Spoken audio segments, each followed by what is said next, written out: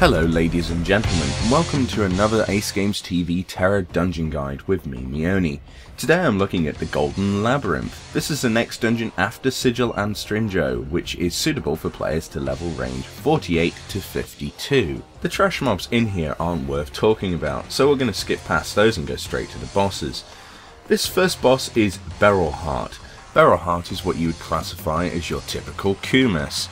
That is, in that it shares the same abilities as most of the World Elite Kumas that you find whilst questing. Being the first encounter in this dungeon, you won't expect it to be rocket science to kill, and you won't be disappointed if you have that ideal, because this first boss is an absolute tank and spank fight.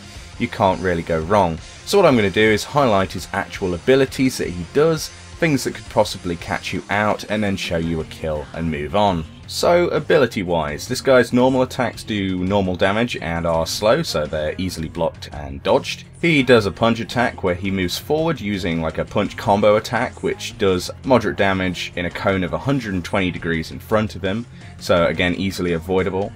He has this ice breath ability like Kumas usually have, with a breath ability, which is a powerful attack which causes heavy damage to anyone who stands in front of him in an angle of 120 degrees, again, which can be interrupted with stuns. So if you've got a tank that knows what he's doing, if he stuns it, then you can interrupt that ability.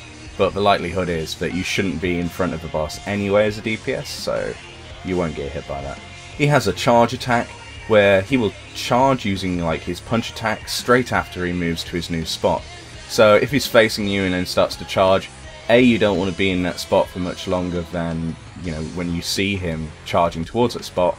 But if you do stand there when he charges to that spot, get out of there as soon as possible, because the likelihood is he'll do a combo and kill you with his fists. He has a jump attack where he will jump in a small distance in front of him. He does AoE damage to anyone who stands near him in this spot, although the damage is a lot smaller than any of the other abilities. Another part of the fight you need to look out for is when he periodically goes to the centre of the room. He puts a shield up, making him invincible for a short period of time. This is basically, I'm going to be invincible, here's some ads to kill, and you kill the ads, and once they're dead the shield drops and then you go back on the boss. And that's the only difference between this guy and a normal Kumas, really. So let's speed it up and kill this guy.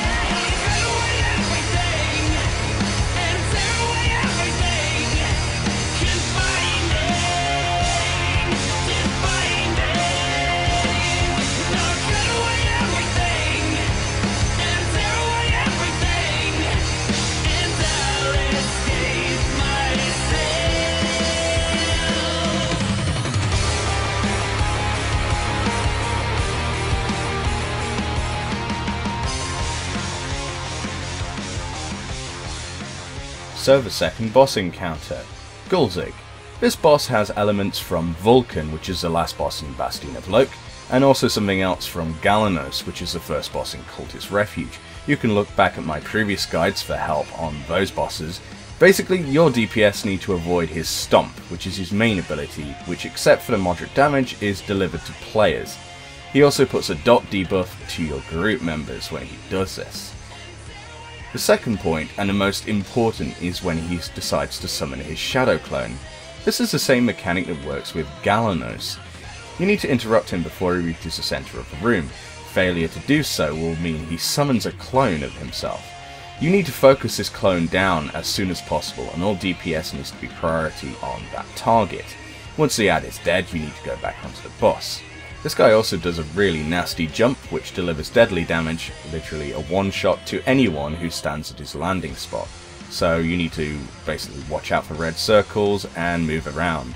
A quick ability rundown for this guy. His normal attack is obviously doing normal damage, and his slow can be blocked and dodged like usual. He does the Summon Shadow Clone ability, where he will go to the center of the room. This is interruptible by a stun, so you can do this, but if you do get one, obviously the clone has much less HP, so it's a priority target because it does the same damage as the boss. That's why you need to interrupt this guy or kill the ad as soon as it's up. He does a cleave ability which does moderate damage to everyone 180 degrees in front of him, so don't stand in front of him, and his jump moves from spot A to spot B with a jump. His jump causes deadly damage to anyone who stands at the landing spot, and the animation of preparing his jump will give you enough time to get ready to avoid his vicious attack, and also applies a horrible dot to the party if you are in the vicinity of where he lands. Alright, we've killed this guy, let's move on. Your third boss encounter in this dungeon is actually two boss encounters. This is VALGMORE and VARČERBUS. This is the second duo boss encounter that you will face in TERA Online, like in Sigil and Strinjo. The fight is pretty easy and you just need to prioritize a target. DPS should always kill VARČERBUS first and then focus on VALGMORE. None of them do any special abilities with any massively nasty damage, but VARČERBUS will summon some adds when he drops down to 30%, and VALGMORE will do the same when he drops down to 20%. Once VARČERBUS is out of the way, we have only VALGMORE and his adds to deal with when he hits 30%. This is significantly easier, and once you've got one of the bosses down, it's pretty much a certified kill. The only ability that both of these bosses share that will be any problem to you is if they both have a charge attack, which will focus on one target and charge on him, causing moderate damage. This is avoidable, it's more of a, if you have aggro on the boss, the likelihood is that the target has switched to you and you're about to be charged by it, so you can simply sidestep out of the way or roll out of this. Apart from that, the boss encounter is ridiculously easy, and we should move on to the next, which is significantly more difficult. Moving on to the fourth and final encounter of the instance here, EBARACOS. This is the final boss of the instance, and as such he will be hitting harder than the rest. EBARACOS' powerful attack, signified by his red eye glow, is a combo attack of two Frost Axe chain attacks. He also randomly heads back to the centre of the room and summons stationary adds. Because the adds are stationary, you don't need to fight them at all. After a short time they will disappear. They are simply there to get in your way and cause damage if you stand near them.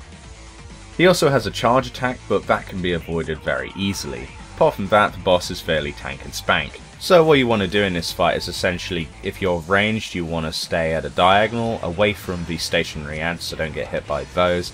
Stay near your healer. You want to stay at range, you want to stay behind the boss, and if he targets like a charge in your direction, you just move. That's all you really need to do, and it makes the fight a lot less difficult.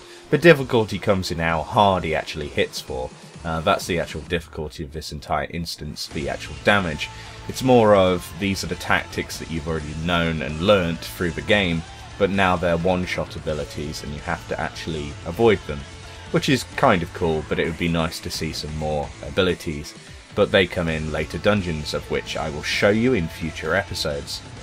So I hope you've enjoyed these TERA dungeon guides, and especially this one for Golden Labyrinth. I've been Meoni of AceGamesTV. Be sure to subscribe today for more gaming videos from all different game genres, and a lot of really cool news coming your way every day. So it's goodbye from me. I hope you have a good night, and I hope this has been of some use. Thank you very much for watching. Leave a comment below if you'd like to say anything relative to this guide or how I can improve it, and I'll see you next time. Goodbye.